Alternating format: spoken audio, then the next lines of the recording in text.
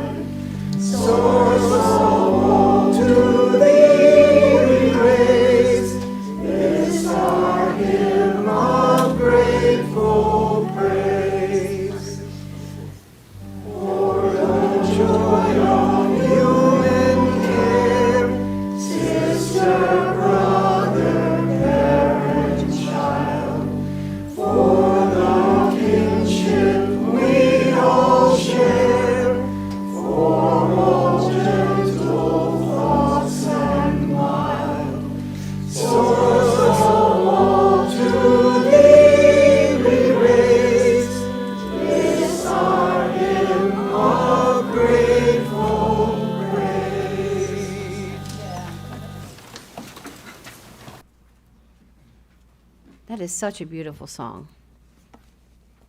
Good morning and welcome everyone here today, either in person or via YouTube. My name is Shelley and I'm your worship associate for this service of the Unitarian Universalist Fellowship of Charlotte County. It's only taken me 2.5 years to be able to say that without hesitating. That's a long word. We Gather by Pat Urubi Lighting, and I'm sure I just massacred their name. We gather, we bring our sorrows, our disappointments, our failures. We gather for healing, for laughter, and to rejoice. We gather to find new ways of loving, new ways of thinking, new ways of being. We gather, yes, always we gather, for it is in gathering that we find our hope. For whatever reason and however you came, you are welcome here. This service is being broadcast live on YouTube and will be available as a recording on the UUFCC YouTube channel after the service. Starting to sound like somebody we all love, not. If you are watching via YouTube, you may want to have a chalice or a candle to light for the service. I wish to express my gratitude to all those that make this service possible: Corey, Tom, and Doug for their expertise in technology and sound, the buildings and ground team that make our space beautiful, our greeters, our guest musician, Carolyn Kay. Thank you so much, Carolyn. The choir that is sitting amongst us here today, Trudy and all those who help in the kitchen and our office staff, Anna and Sandy. I would also like to thank AJ and Zach for passing out hymnals, and in advance thanking AJ for lighting the chalice for us this morning. I also wish to express my gratitude for those who support our fellowship with their financial support through their pledges and offerings every week. Are there any new people here today? Cool. So if you wouldn't mind standing up, I don't think we have a roving mic. Oh, no, Tom's coming with a roving mic. And just give us your name and where you're from, and if you want, why you're coming today. What brings you here, not why you're coming. Oh, there we go. Hi, my name's Debbie Broom. I'm from Northport, and I'm just looking for a place that feels the way I feel and worships the way I like to worship. And you sounded like it fit. I hope we do. Me too. Welcome. Anyone else? Anybody else? We'd love to, please join us in the social hall after the service. And we have refreshments and lots of gabbing going on. And if you have any questions, all of us will do our best to answer them. If you're new at home and would like to learn more about our fellowship, you can email office@uufcc.org or visit our website at uufcc.org. And wherever you are, we're glad you have chosen to spend your time with us this morning. I believe Carolyn's going to do a prelude now.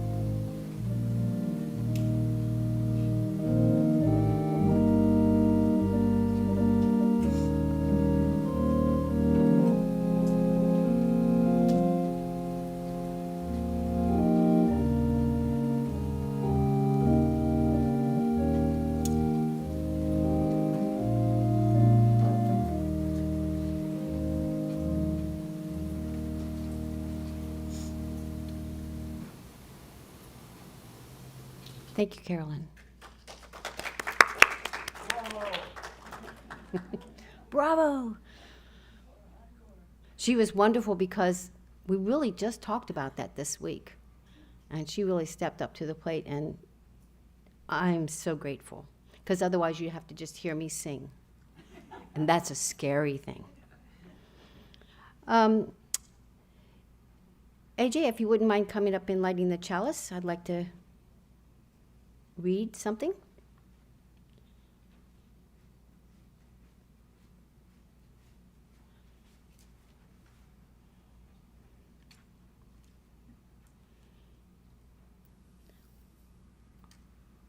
Cool. I breathe.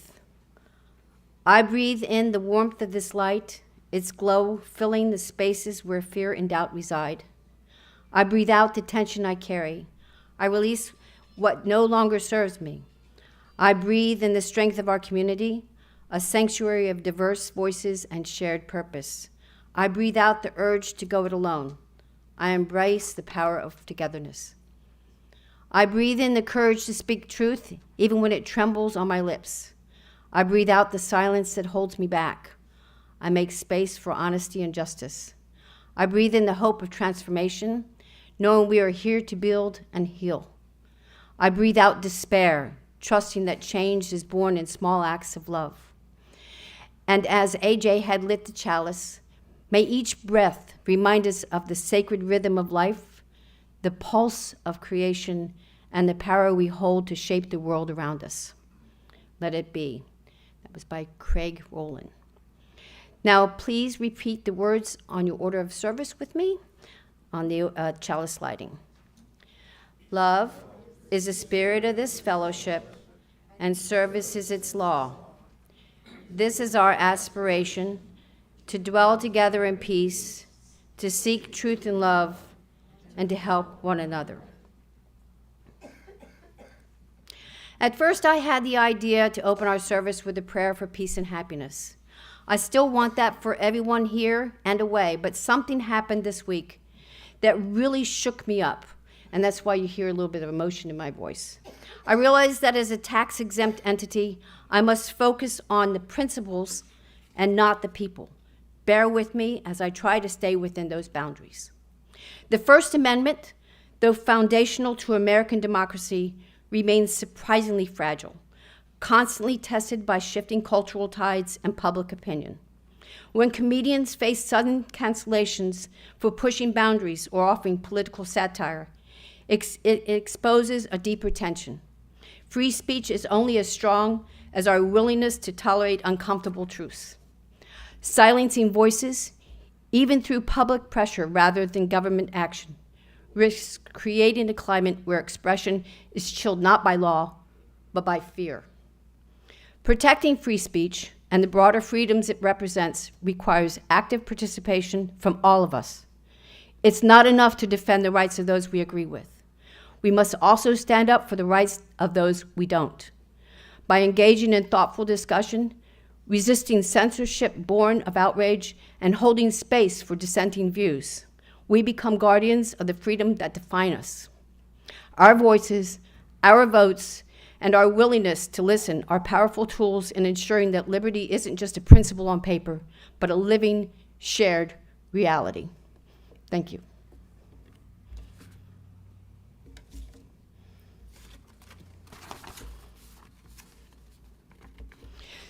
In this part of the service, we do our Book of Life and Stones, and in our community, this is where we share our joys and sorrows and life milestones. I actually have the Book of Life up here, and I do want to tell you that this is the last page of this particular red book, so we'll be initiating a new red book next week in the Sunday service. Our Book of Life offers you the opportunity to share your joys, sorrows, and life milestones with the rest of us by writing them in this red book or by emailing them to bookoflife@uufcc.org by Saturday before the service. After I read the entries here, you'll be able to drop a stone in the water to commemorate directly the deep sorrows or joys you carry with us today, or with you today. Please be aware that they will be publicly broadcast on YouTube. We ask that you save any announcements for the Life of the Community part of this service. So I have a couple of things that I want to read. First, this is from Jackie and Lori. This Friday, we had to say goodbye to our sweet doggy Sparky, only a month from losing our precious Lily. Our hearts are broken, and my heart is broken for you too. Sue F. sends this. Thursday, July 24th, will mark 1 year since my daughter died. She struggled for 2 years with infection and rejection after a liver transplant before passing. She was a beautiful, wickedly smart, and always fabulous woman. I can't imagine my life without her, and I'm going to place a stone for her in the water in honor of her.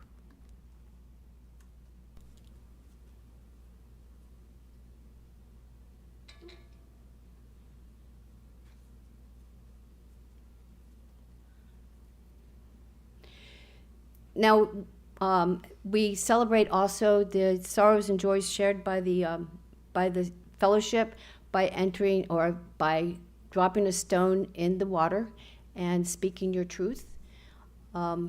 If you feel so compelled, please come up and do that. It can be a joy or a concern, and please remember that this is on YouTube, so only use your last initial if you need to. And we have a taker.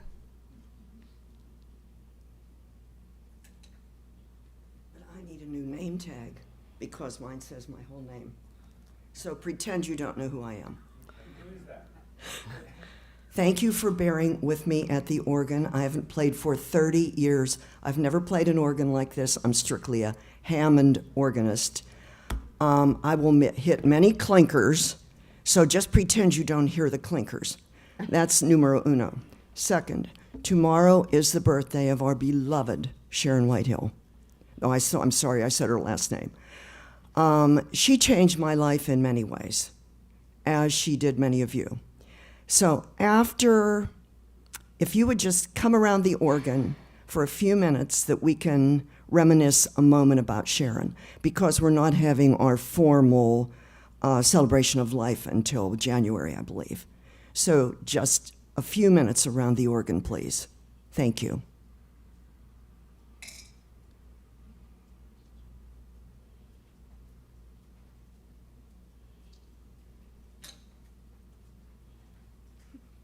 I'm Jackie, this is Zach. We are excited because we're going up to Massachusetts on Tuesday to visit for a little bit. So we won't be here on Sunday, but we will be back. We're just really looking forward to it. And today's service is kind of like speaking of home, my favorite hymns and everything is just, I feel like I'm already home and I'm about to go home. It's just I'm excited to come back. Thank you.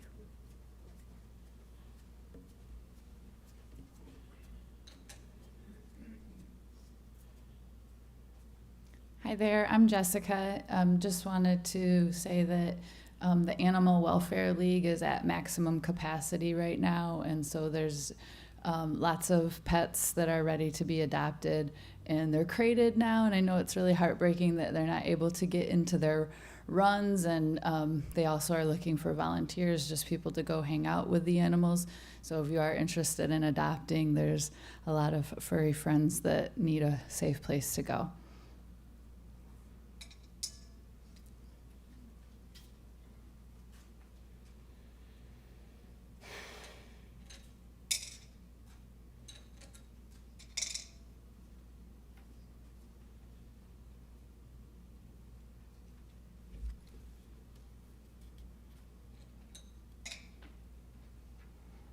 Hi, I'm Deb C., and I just wanted to share a joy. I had cataract surgery on Friday. I can see clearly now.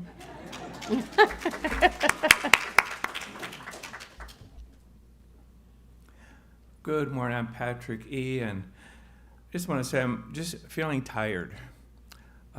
There's so many things, and I know so many people here do outreach for the rights of people and causes, and it's okay to feel tired, but to not give up and take a break. So that's what I didn't go back to bed. I'm happy I came here.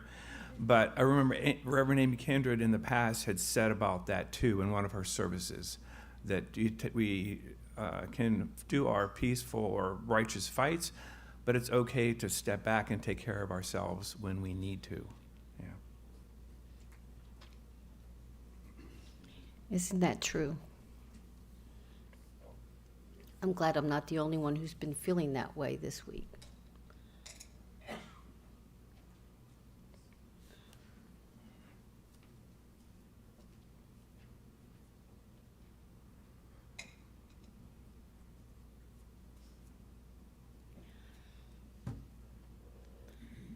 I just placed the final stone in the water, and this is for remembering those unspoken joys or honoring those unspoken joys and sorrows in our hearts. May we also hold one another in love and tenderness, so this fellowship may be a source of strength and comfort, courage and hope in the days and weeks and hopefully years ahead. Please remain seated as we sing in the spirit of comfort for those who are suffering today, number 123, Spirit of Life.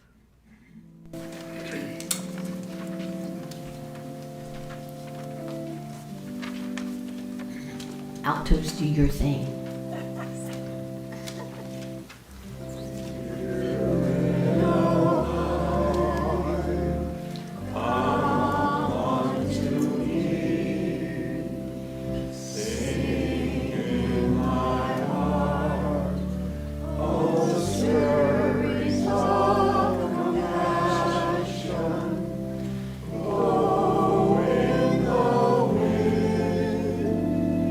Rise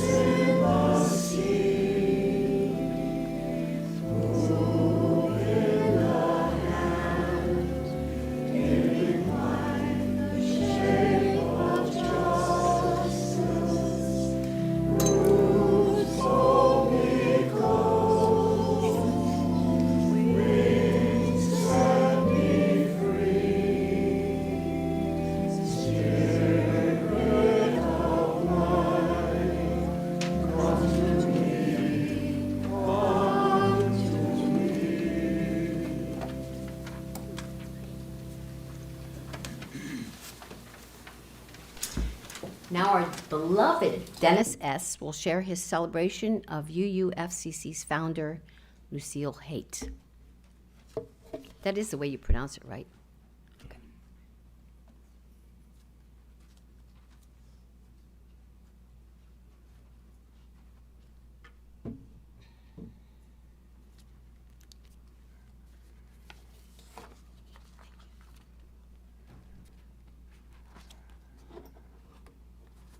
Good morning.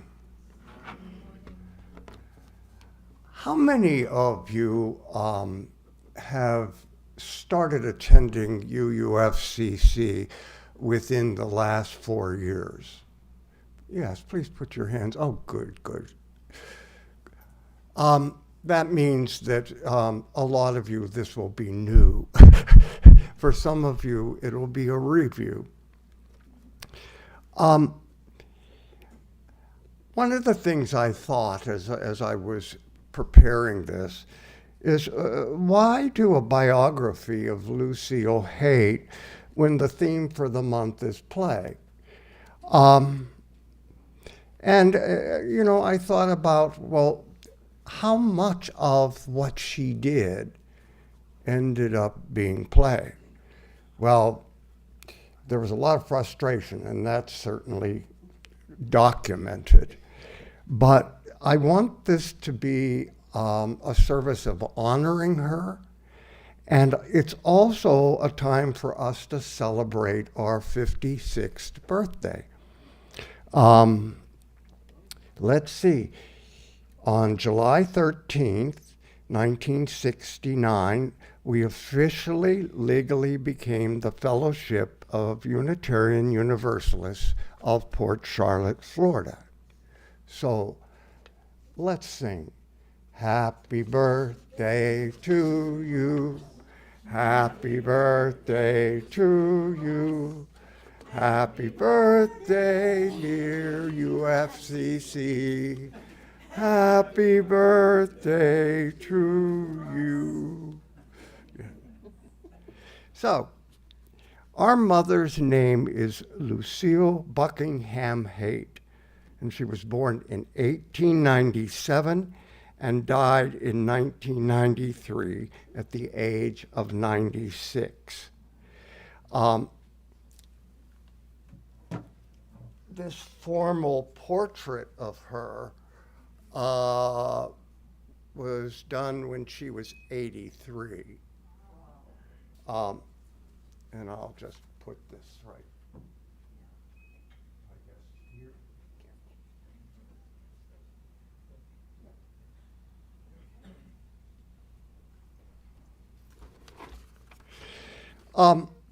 Before I actually begin her biography, I want to share some thoughts that occurred. Why would a 71-year-old woman be motivated to create a Unitarian Universalist fellowship in the very conservative community of Port Charlotte, Florida in 1968? First, I believe it is obvious that Lucille was deeply committed to our liberal faith, had a clear sense of purpose, and was a brilliant leader. It is also clear that she loved people. In addition to founding the fellowship, she played significant roles in at least 7 other local organizations, including the Cultural Arts Center and the League of Women Voters. While considering the source of the woman's amazing energy, I imagined what it might be like to be a guest in her home. I envisioned a formal but comfortable, gracious place with the interactions would very formal until I made the mistake of calling her Lucille instead of Mrs. Haight. And I thought she was taken back, and I immediately, apologized. But then I told her in 2021, life is much less formal, and we actually refer to our ministers by their first names. And she was amazed, smiled, and told me it would be an honor to be on a first-name basis with a 21st century congregation. I also pointed out that her writing was sexist, but on second thought, I eliminated that. The facts I learned about our humble beginning were truly inspired by this woman. She was born in Calumet, Michigan in 1897. Her parents were Jane Thomas and John Buckingham, and Lucille was the third of 5 children. Now, after moving around in the West, Lucille's family settled in Battle Creek, Michigan, within 10 miles of her parents' origins. She graduated from Battle Creek High School and was married in 1915. The next year, she gave birth to a daughter, and then in 1917, which must have been pretty scandalous, she divorced her husband. Following her divorce, Lucille went to business college and then became secretary to the president of the Postum Company. In the world of Seventh-day Adventists, Postum manufactured a cereal-based coffee substitute called Postum, and the company's cereal division created grape nuts.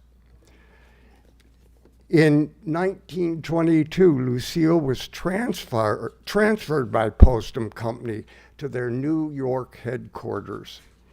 And in 1929, they adopted a new name, General Foods.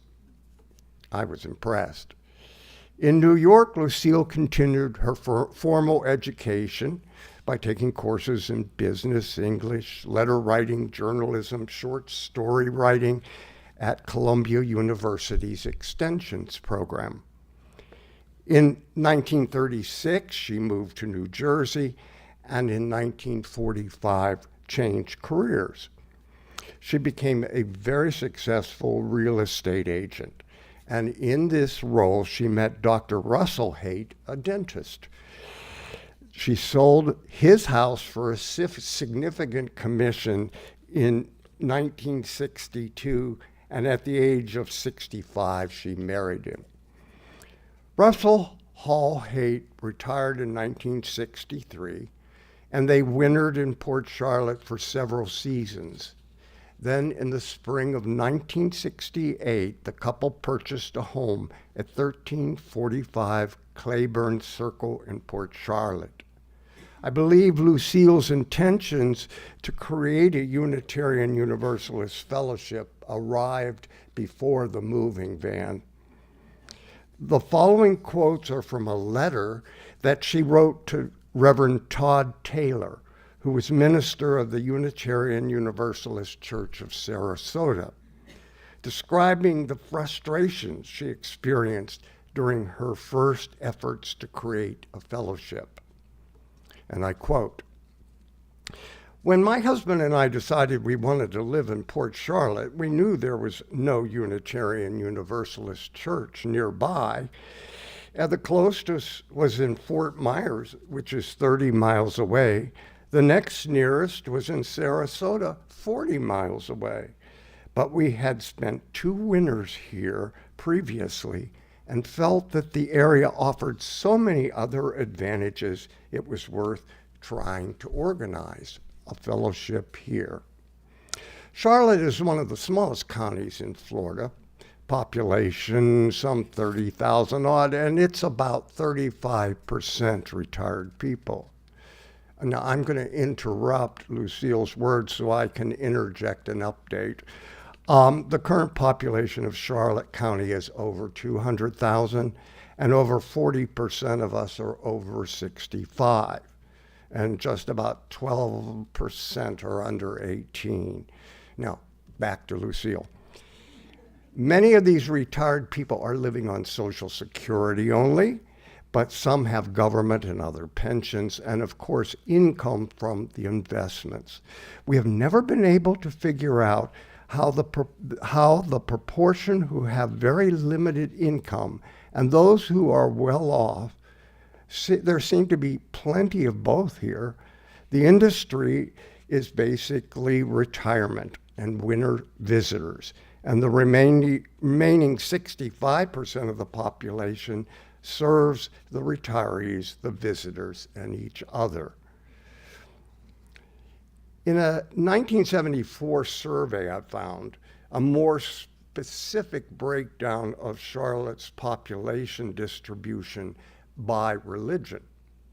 South of the Peace River, there were 15,300 people and 9 UUs.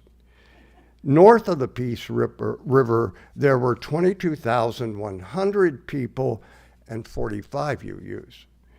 And in Inglewood, Rotunda area, there were 10,200 people and 2 were UUs. So you can see this lady was facing some pretty major challenges. Back to her letter. This abnormal population breakdown makes for unusual conditions. Everybody here is from somewhere else. There aren't any natives. There are literally dozens of clubs, political, veterans, all the service clubs, telephone pioneers, railroad workers, teachers, fish and game, boating card, shuffleboard, and all the state clubs, Massachusetts, Ohio, and just in case they missed any, there's a club of all states. As soon as we were settled in our new house in the summer of 1968, I started to prepare letters to these clubs. I wrote more than 50 in all, each in an original and on my own letterhead. I asked that the letter be read at the next meeting of the club and simply stated that we were going to try and form a Unitarian Universalist fellowship, and anyone interested should get in touch with us, giving phone number and address. These letters were all mailed in October. About this time, I had word that Reverend C.G. Hoffman was intending to be in the area in November. And I had typed this announcement on 3x5 cards and placed them in laundromats, restaurants, the American Legion building, the post office, bowling alleys, any place I could find a bulletin board. Unfortunately, Lucille must have assumed I would know who Reverend C. Hoffman was. I didn't. But I found him in a UUA article entitled Unitarian Universalist Ministers of the Deep South by Gordon Gibson. Cliff Hoffman was the American Unitarian Association regional director of an area stretching from Dallas to Richmond. And after the merger in 1961, he nurtured and supported generations of ministers across the area. No wonder Lucille was so excited, but once again, she was disappointed. Basically, he couldn't come. Obviously, November of '68 was a frustrating month for Lucille. In addition to our failed efforts to create a Unitarian Universalist fellowship, Richard Milhouse Nixon was elected President of the United States. But Lucille persisted. She was obviously a determined and patient woman. And during December of 1968, she once again communicated with Reverend Todd Taylor in Sarasota. She convinced him to come to her home and to speak to some friends that showed interest. They met. Then the second meeting was held at a public meeting room at the First Federal Building in February. Speakers were Reverend Taylor and Dr. and Mrs. Hobart from Fort Myers. 17 additional people attended, and a steering committee was established with Lucille serving as chair and head of finance and publicity. Following the second meeting, Lucille was faced with 3 major challenges: scheduling, finding an appropriate meeting space, and engaging a speaker. she found available free space at General Corporation's Yacht Clubhouse, but preferred times were already booked. Compromising on the ideal time, the fellowship agreed to meet on Sunday afternoons at 4, and they met at the clubhouse twice in March and April, 3 times in May, and twice in June. The Fellowship of the Unitarian Universalists held their first annual meeting on May 29, 1969. Bylaws were accepted, committees set up, officers were elected, and guess who was unanimously elected president and served in that position until 1974. Also at the first meeting, an application to become an official Unitarian Universalist Fellowship was signed by 14 individuals. Article 1 of the bylaws established the name of the community as the Fellowship of the Universalists of Port Charlotte. Article 2 stated 3 purposes. 1, encourage and assist one another in the individual and collective search for truth. 2, to aid in any effort to improve the spiritual and/or material conditions of our community. And 3, to maintain a place for the worship of God. Now, before anyone takes offense with this third statement, later in 1973, there was a revision of that bylaw. Article 3 was broken into 2 statements. The first was to hold regular services and to create them in a devotional atmosphere where each individual may search for his highest reality as he sees it. To aid, number 2, is to aid in recognizing the personal, social, and spiritual needs of each, and to foster a mutual concern for those needs. That certainly sounds more like an official Unitarian Universalist document. Article 4 of the original bylaws stated that anyone is welcome who of his free will and accord signs the membership book and contributes by pledge to the maintenance of the fellowship. And this is still true. I couldn't find a financial report from this meeting, but notes from a steering committee meeting in 1969 indicated that the Fellowship of the Unitarian Universalists of Port Charlotte had a grand total of $25.45. The first annual report from an elected treasurer was created by Paul Baldwin and presented at the annual meeting on May 31st, 1971. The fellowship had ended 1970 with $159.61, and during 1971 they collected $1,030.36 and spent $431.03. Pretty amazing. As of May 31st, 1971, the fellowship had almost $6 in a savings account, which earned a 2.37% interest.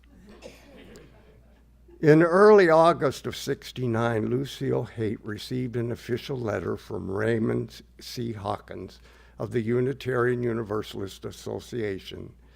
The letter stated that at the July 13th meeting of the association's Board of Trustees, it was voted to approve the application of and receive into membership of the Unitarian Universalist Association, the Fellowship of Unitarian Universalists of Port Charlotte, Florida. Now, you should have tried to say that. Okay, the 17 founding members, and I'm going to take the time to read their names: Edward and Stella Littlefield. And if anyone's here that knew any of these people, I doubt it, but there may be a few. Myrna. I know Stephanie remembers Mary. Okay. Lydia Ann Kennedy, Hilding and Olga Larson, Lucille and Russell Haight, Paul and Helena Baldwin, Homer and Joyce McUmber, Herbert and Grace Bertram, Charlotte L. Humber, Esther Strauss, Dawn Sutherland, and William Windsor. At this point in my remarks, and I made this comment 4 years ago, I want to know why we don't have pavers in our Peace Garden recognizing these first members. I think that's something I really would like the board to consider. Although the fellowship did not meet in July and August of '69, a very fortunate event occurred that summer. Colonel Golden was a prominent leader in the local Jewish community. They had recently built Temple Shalom at the corner of Utica Avenue and Sherwood Road. When Russell shared his and Lucille's efforts and challenges establishing a Unitarian Universalist fellowship, Golden immediately offered the fellowship space at the temple without charge. When Russell momentarily hesitated to accept such an extravagant gift, Colonel Golden responded by saying, "Why not? We don't use it on Sundays." Then Colonel Golden shared a story. Before the Jewish congregation had enough members and money to build, the Presbyterian Church provided space for them on Friday nights. When the Presbyterians further expanded their facilities, a Star of David was tiled into the floor of one of the largest Sunday school rooms in their honor. So, members of Temple Shalom emptied several cabinets in the kitchen, and the Fellowship of Unitarian Universalists of Port Charlotte started having 10 a.m. services in the temple beginning in September of 1969. This arrangement lasted for 10 years. Despite Colonel Goldstein's insistence that we save our money for our own building fund, we did pay the temple $10 per month. Unitarian Universalists are a proud people. From a narrative written, again, by Lucille, I learned that by April of 1971, the fellowship had grown to 30 members and an average attendance in the mid-40s.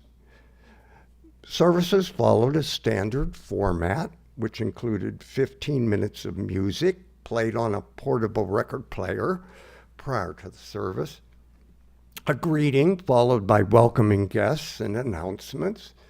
Lucille did the introductory part. Next, a volunteer would do a short reading, followed by a responsive reading from an old donated hymnal.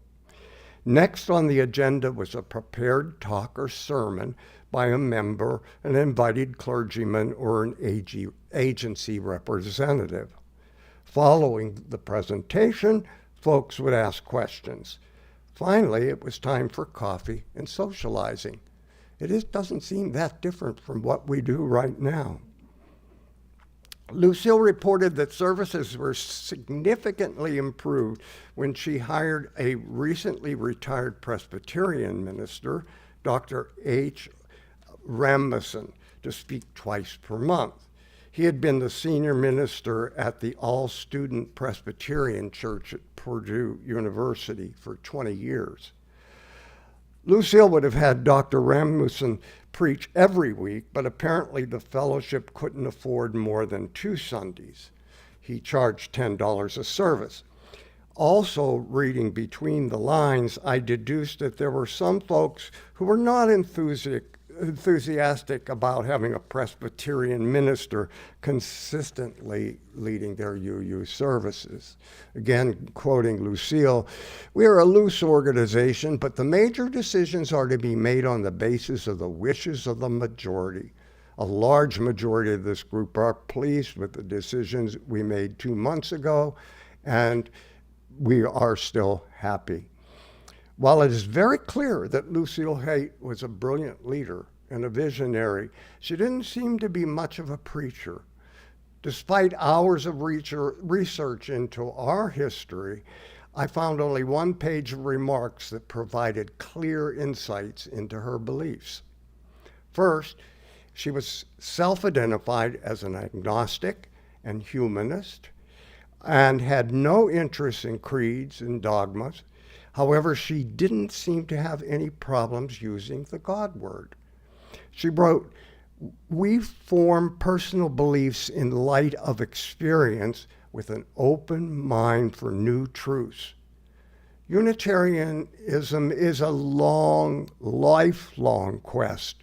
A guiding principles of Unitarianism is the use of reason as well as freedom of individual beliefs. The other generally accepted principle is tolerance for the beliefs of others." Based on the solid foundation that Lucille Haight created, the Fellowship of Unitarian Universalists of Port Charlotte grew, changed its name to the Unitarian Universalist Fellowship of Charlotte County, and in 1977 purchased 1.8 acres. Then on June 22nd, 1983, with shovel in hand, Lucille broke the ground to start the construction on this building. There is so much more I could share that I learned while I was preparing, but there was a prolonged battle with Charlotte County officials over an ordinance that required that churches had to be built on 2 acres, and we had 1.85. During the construction, the roof collapsed. There wasn't enough money to complete the sanctuary until Harold Rapp, and how many knew Harold? Quite a few of us, yeah. Harold volunteered to serve as a general contractor. His gift freed up $20,000 and was used to build the bridge over Snapper Creek. Also, he built this pulpit. I'm glad it's here. It sometimes went into hiding. But now I will follow the advice I heard at a workshop that was presented by Kathy Schmidt. Don't go on too long. So I'm going to conclude my remarks by reading from the concluding paragraph in the order of service from the February 5th, 1984 dedication of this beautiful building. It was written for that occasion by, of course, Lucille Haight, our beloved founder. Every member of the fellowship was involved. We all pushed and pulled and lifted and gave until we pulled this building right down from the sky and learned to sing with joy. There will be more pushing and pulling and giving and singing, but here we are. Hooray, and God be praised. May it be so.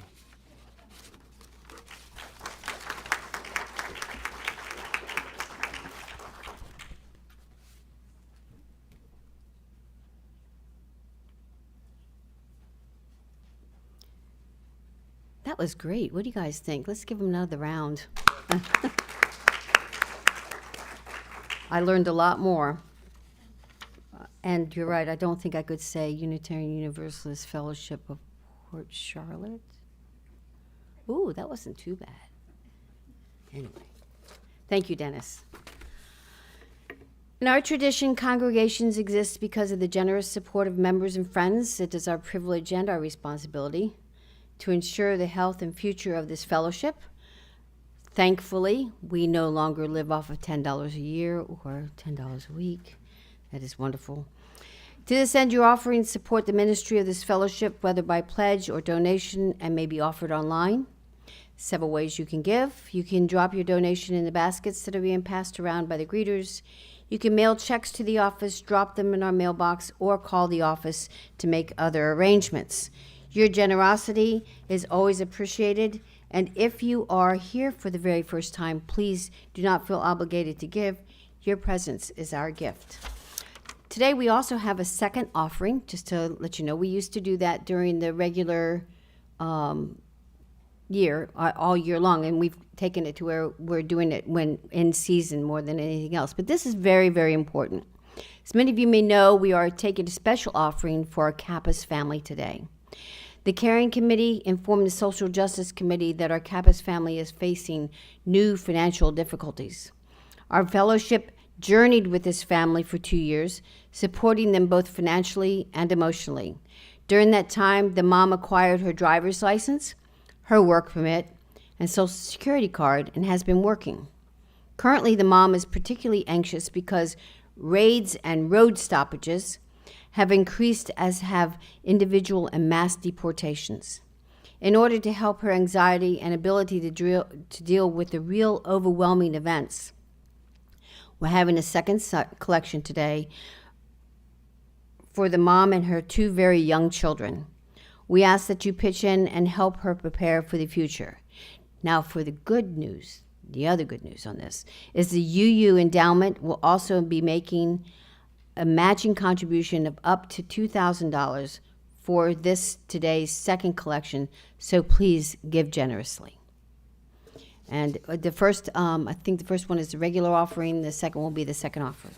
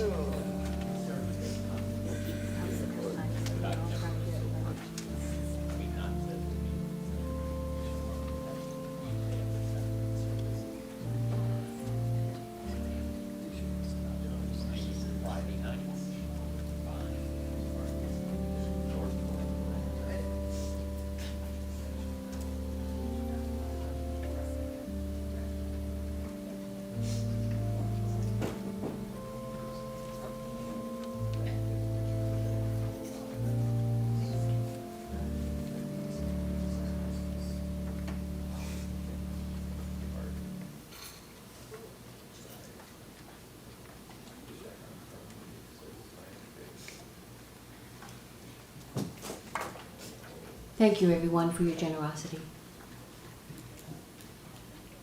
It must be difficult to be an immigrant today. Anyway, I'll do that some other time. Life of the community. It is now the time to highlight UUFCC special events and activities. If you flip over the back of the order of service, you'll see some stuff going on this week. I'd like to point out a couple of things. The P flag on Monday, July 21st at 6 p.m. in Port Charlotte. Now, that's here, isn't it? Yeah, it's a support meeting.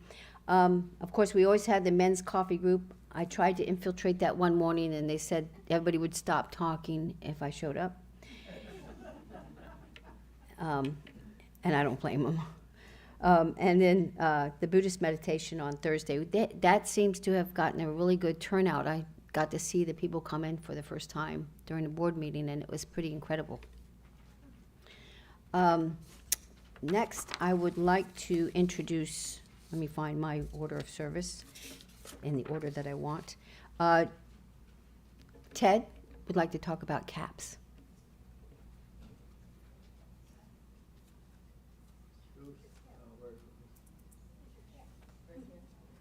Where, oh, wait. You put it here. You knew, you were just fooling everybody, right? No, I was going to put on a little performance here. Okay. Social justice has been an active organization in this congregation for years, and oftentimes very busy. We used to have meetings with 20-some people attending, and there were a lot of activities. We're a lot slowed down now because the congregation is much smaller than it was at other periods of time. So we can't do as many things as we used to, but we're still doing all kinds of things. We need a fundraiser for the Social Justice Committee to be able to keep functioning. And one thing they're planning to do is to have the sale of caps. As you can see, well, if you buy a cap, you will help the Social Justice Committee to be able to do its functions. And we invite people who have maybe never attended a meeting. Next time we have one, please come. Find out what we can do. You may have new ideas that we could try, but we need more people to help out. The other part of our fundraiser is a little fashion show that I'm going to put on for the moment. I was gonna say. So we have a blue shirt to go with our blue hat, and it gives a whole bunch of information about what the UU is all about, and the Social Justice Committee. Ruth was supposed to come up, but I don't know where she is. there she is with the female version of what I'm wearing. You have anything you want to say? No. Well, this is a medium, so, and I have 2 shirts so underneath, so I don't know. You're not going to put on a show. Same thing. All right, that's the end of my little program. Thank you.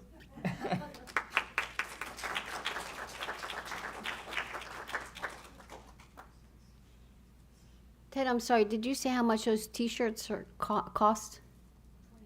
25. Okay. You can be fully outfitted for a mere $40. Hat, shirt, and ready to go. Yes. And you would be surprised when you wear that outside. People come up and go, tell me more. And that's really a good thing to do. Next we have Joseph, who wants to talk about membership and other things.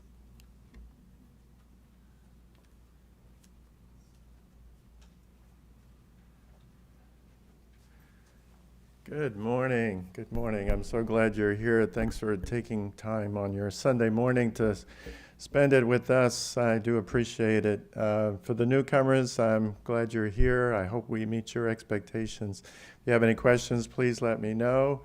And for those of you who have been here for many years, thank you for being here. All are welcome on this day. And I have an anniversary coming up on July 1st. 2012 was the first time I walked through these doors. Yeah, thank you. I came here from Ann Arbor, Michigan. I took the long drive. My brother-in-law helped me pack the U-Haul. We managed to use every square inch of that U-Haul.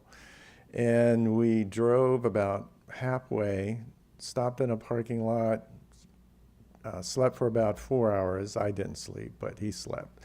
And then we drove the rest of the way down, and I found myself attending this congregation. And when I walked through those doors, I immediately felt a sense of warmth in this place. And I had a conversation with Kathy and Sandy. No, it wasn't Sandy. It was Ginger. Yeah, Ginger and Kathy. And they made me feel really welcomed here. They asked me about myself, where I came from, what I wanted, what I liked to do. And over time, I figured out that this place is some place that I want to be a part of. And I joined the Social Justice Committee. I became involved in environmental activism, and I got involved in something called Chalice Circle, which is a deep listening community where people talked about important topics in a very trusting and nurturing environment. And today we have a special treat for you. After the service today, we're going to have a drop-in chalice circle. So you could just come in. Our topic today is resiliency. So this is a time when people are dealing with all kinds of pressures, and our ability to bounce back, which is at the essence of resiliency, is so important. So we're going to be sharing our stories about resiliency. It's not a self-help group. We're not going to offer any profound psychological advice, but we're just going to listen to each other in a deep listening format. So that's going to happen at 12 o'clock today. So you're welcome to join me. It'll be here in the sanctuary. So glad you're here. And would you turn to your neighbor and say, I'm glad you're here today for me? Joseph, I'm glad you're here. Thank you. Thank you. Oh, this is wonderful. Thank you so much. Have a great day.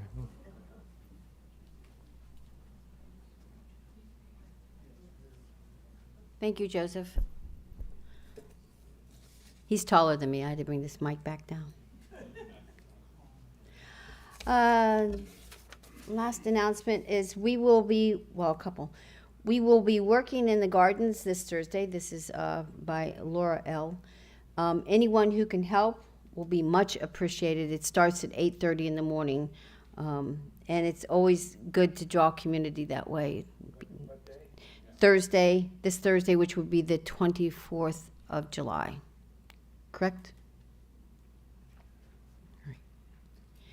In honor of fun, our theme this month, which I'm kind of got away from, the sanctuary decorating team will be handing out a puzzle sheet as you leave the sanctuary. Have fun challenging yourself, UU style. I don't think you'll have to write a poem or sing a song, but it will be fun.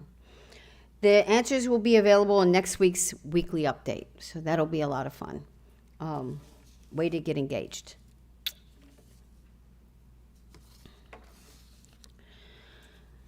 All right, I think I got all through the announcements. That's enough. Okay, closing words. Our calling in the world. We have come to the end of our service, but not our calling in the world. We close our time together with the humble reminder that justice and equity are our spiritual practices to embrace each day, every day. We are blessed to be the embodiment of what is possible when justice and equity ground us in all that we do.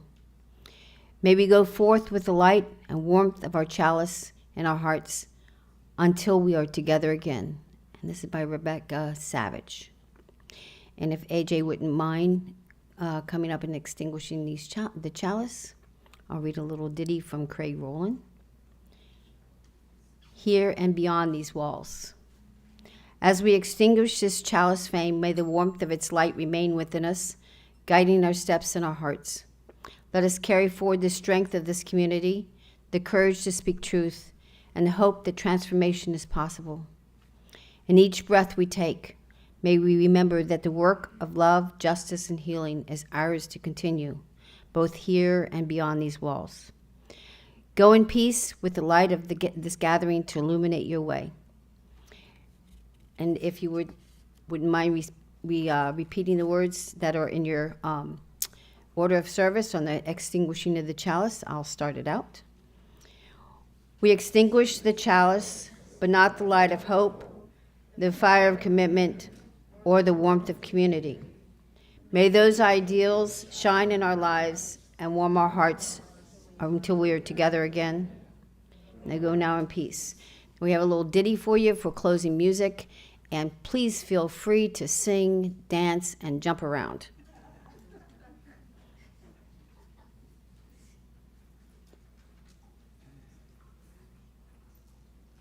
I'm pretty sure most of you guys know the words.